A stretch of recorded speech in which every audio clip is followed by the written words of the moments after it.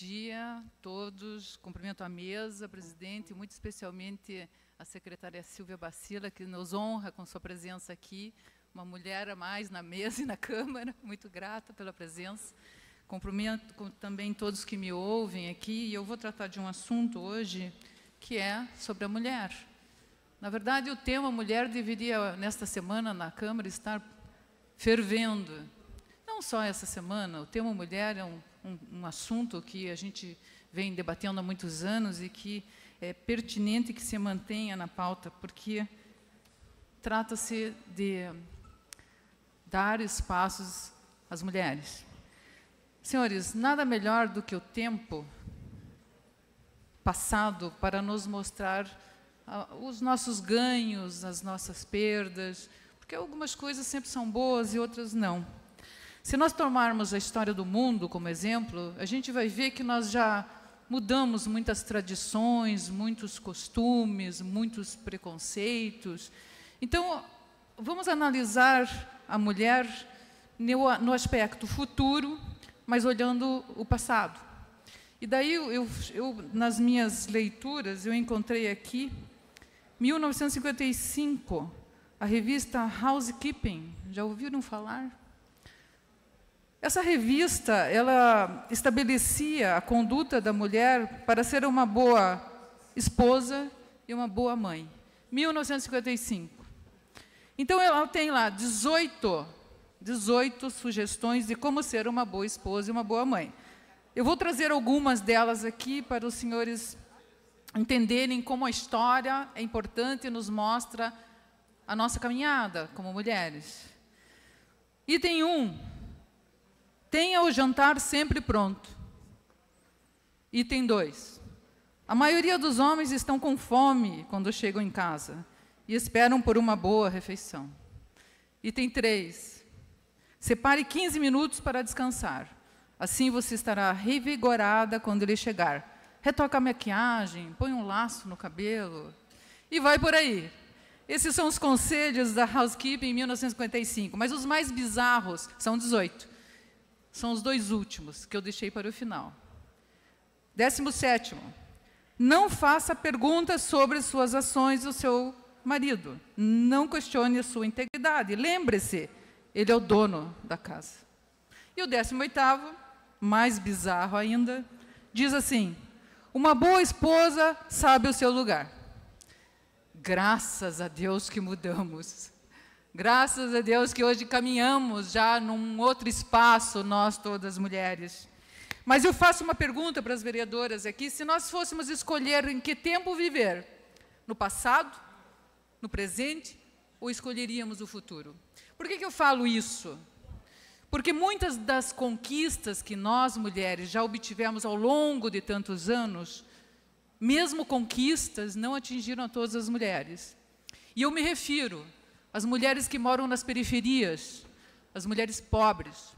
Me refiro às mulheres negras e me refiro também às mulheres indígenas. Essas, senhores, embora tenhamos obtido tantos avanços, ainda não todas elas se beneficiaram com essas nossas conquistas. Muito bem, vamos continuar, então, o nosso raciocínio para chegar na questão do nosso projeto. Mesmo assim, eu vou repetir, existem coisas muito mais favoráveis nessa caminhada das mulheres do que desfavoráveis. Por isso é importante a gente olhar o passado para enxergar no nosso futuro. E daí, eu fiquei lendo outro dia e vi aqui, ó. Pode parecer assim, meio estranho, mas a ideia de que as mulheres são inferiores vem de muito tempo. Para o filósofo Aristóteles, a mulher não era mais do que um homem impotente, porque ela não possuía racionalidade. Muitos outros filósofos acreditavam também nessa inferioridade. Eu ontem terminava a leitura de um livro de Schopenhauer, As Dores do Mundo. Sugiro, diz Schopenhauer assim: o homem pode facilmente gerar mais do que uma criança em um ano, se tiver outras mulheres à sua disposição. A mulher, embora tivesse o mesmo comportamento, só poderia gerar um. Aqui Schopenhauer vê a gente como uma chocadeira parideira, né? Que esse era o olhar dos senhores filósofos no passado. Mas, enfim, o divisor de águas, na verdade, o que fez o grande diferencial foi Descartes. Descartes, senhor, enfatizou o uso da razão em detrimento da emoção e criou a noção cartesiana da separação, corpo e mente. Com essa separação, as mulheres foram relegadas às emoções, à intuição, à impulsividade, enquanto os homens eram detentores da razão e que naturalmente seriam menos emotivos e menos racionais, mais racionais. A exclusão da razão por Descartes fez também para a mulher a exclusão do poder. Pode parecer assim meio filosófico e tal, mas essas ideias tão antigas ainda hoje influenciam o comportamento, sim, da nossa sociedade e das nossas mulheres, porque as mulheres ainda são vistas como frágeis, como dependentes. E uma das principais questões que eu ouço frequentemente no meu consultório é assim: mulher é só hormônio, como se o homem não tivesse hormônio e também não sofresse a influência disto.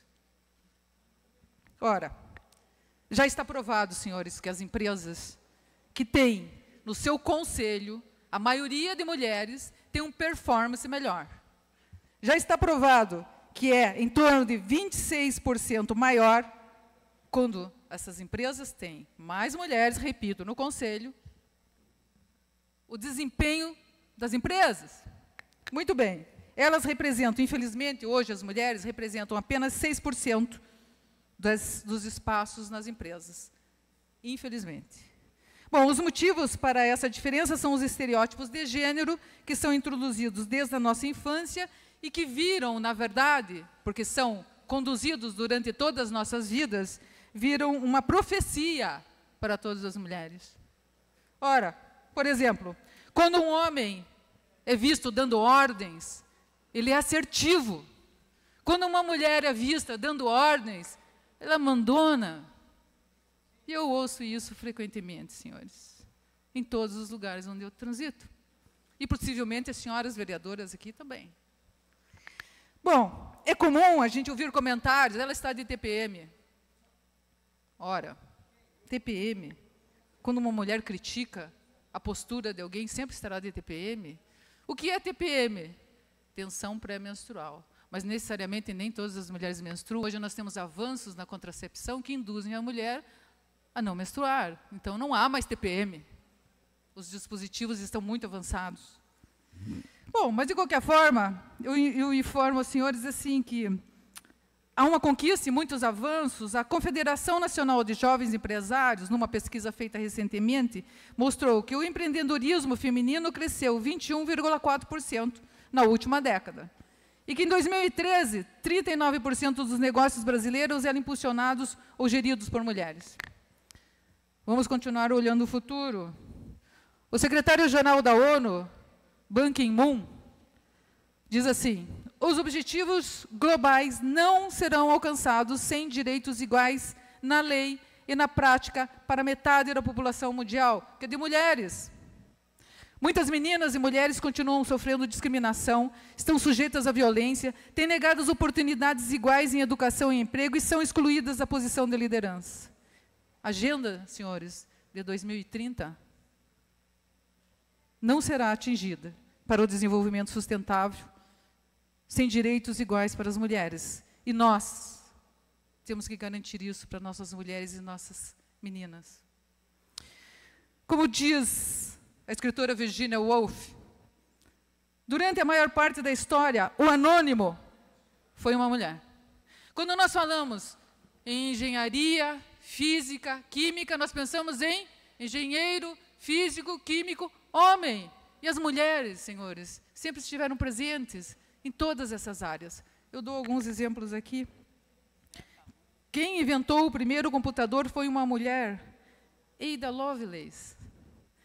Quem desenvolveu a teoria da radioatividade foi uma mulher, Marie Curie. Quem criou a fórmula correta da energia cinética de Newton foi uma mulher, Émilie Chatelet.